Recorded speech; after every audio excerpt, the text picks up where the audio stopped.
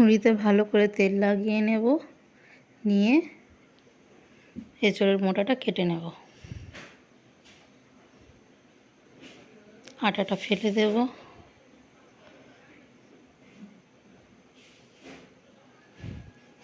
দেওয়া হয়ে গিয়েছে আটা ফেলা।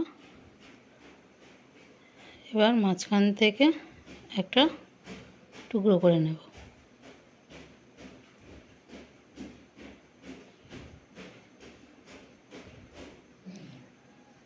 এবার ওইটাও ভাগ করব দুভাগে।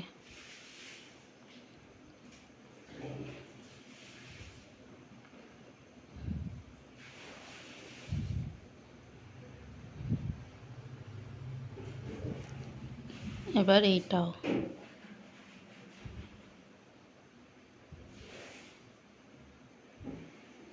জলে একটু হলুদ দিয়ে দেব, দিলে আটাগুলো গামলাতে লেগে যাবে না।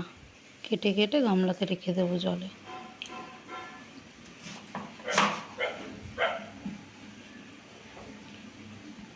এবার প্রেসার কুকারে সিদ্ধ করতে দেব।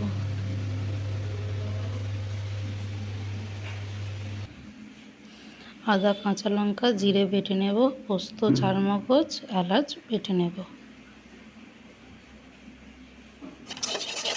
আর এবার ভেজে নেব।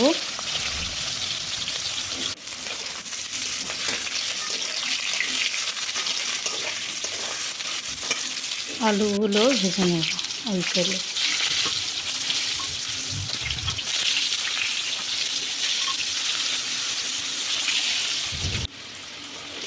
ওগুলো ভালো করে উল্টে পাল্টে দিতে হবে। আলুগুলো ভাজা কমপ্লিট হয়ে গেলে তুলে নিয়ে কড়াতে যে তেল থাকবে তার মধ্যে ফোড়নে দেব দুটো শুকনো লঙ্কা, দুটো তেজপাতা, গোটা জিরে, ভালো করে নেড়ে নিতে হবে।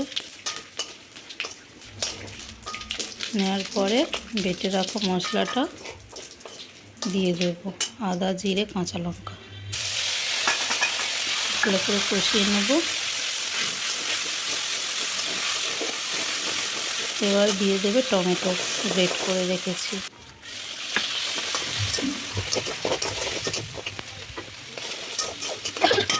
পরিমাণ মতন কাশ্মীরি লঙ্কা রঙের জন্য হলুদ দেব, নুন দেব স্বাদ মতো, দিয়ে তলায় যাতে না ধরে যায় একটু জল দেব।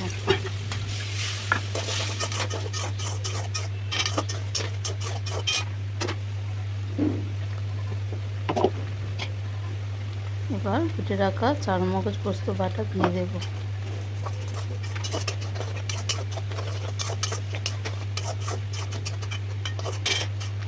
ভেজে রাখা এঁচোড়টা দিয়ে দেব, দিয়ে ভালো করে কষাবো। কষানো হয়ে আসবে,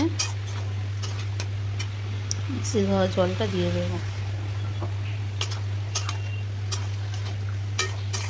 আলু ভাজাগুলো দিয়ে দেব।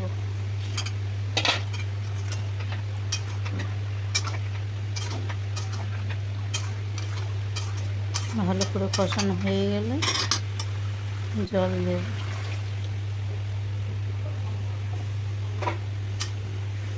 ভালো করে সবার সঙ্গে জলটা মিশিয়ে দেব। দেওয়া হয়ে গেলে কিছুক্ষণের জন্য চাপা দিয়ে দেব।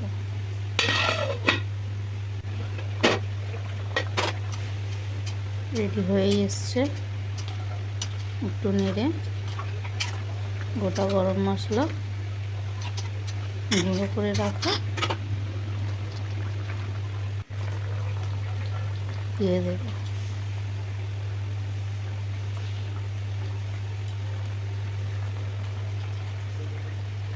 কমপ্লিট আমাদের এঁচোড়ের তরকারি।